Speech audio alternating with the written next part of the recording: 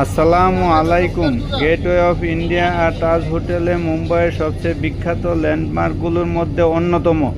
Gateway of India 1924 সালে তৈরি হয়েছিল, যখন ব্রিটিশ রাজা পঞ্চম জর্জ আর রানী মেরি ভারতে আসেন। এটা আসলে তাদের স্বাগত জানানোর জন্যই তৈরি করা হয়েছিল। আর তাজ হোটেলটা গেটওয়ের ঠিক পাশেই। 1903 সালে তৈরি। এটা শুধু একটা হোটেল নয়, একটা ঐতিহাসিক নিদর্শন। এই দুই জায়গার অনেক গল্প আছে, যেমন গেটওয়ে অফ ইন্ডিয়া ছিল ব্রিটিশ সৈন্যদের ভারত ছাড়ার শেষ চিহ্ন। আর তাজ হোটেল অনেক বিখ্যাত মানুষ থেকেছেন, এমনকি দ্বিতীয় বিশ্বযুদ্ধের সময় এটা একটা মিলিটারি হাসপাতালও ছিল।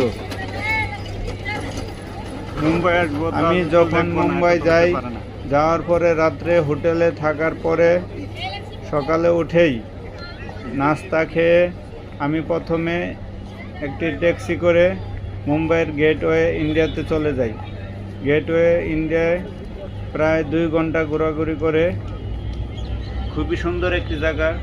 তাজ হোটেল এবং গেটওয়ে দুটি পাশাপাশি 200 মিটারের ভিতরেই। তাজ হোটেলটা একবার খুবই সুন্দর চোখ দাদানো, একবারে সমুদ্রের সাথেই তাজ হোটেলটা অবস্থিত। দেখার মতো একটি জায়গা।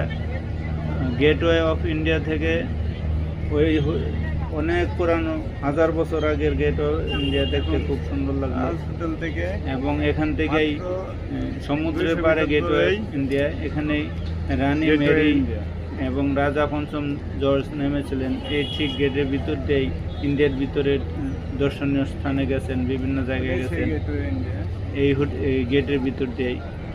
এখান থেকে অনেকগুলো লঞ্চ, স্টিমার, বিভিন্ন জাহাজ বিভিন্ন জায়গায় ছেড়ে যায়, দর্শনীয় স্থানে ছেড়ে যায়। আমি লঞ্চে না উঠে আমি ট্যুরিস্ট বাসে করে পুরো মুম্বাই শহর ঘুরি। মুম্বাই শহরে বিভিন্ন জায়গায় ট্যুরিস্ট বাস নিয়ে যায় এবং ট্যুরিস্ট বাসে একজন গাইড থাকে। ওই গাইডে মুম্বাইয়ের পুলিশ হেডকোয়ার্টার এবং শাহরুখ খানের বাড়ি,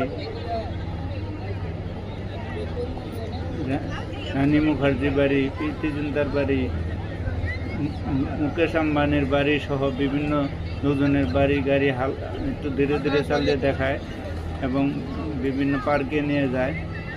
এছাড়াও মুম্বাইয়ের যে সমুদ্র সৈকত, ওইখানে নিয়ে যায়, ওই পর্যন্ত যাই শেষ করে। সমুদ্র সৈকতেও খুব সুন্দর একটা সময় কাটাইছি, খুবই ভালো লাগছে।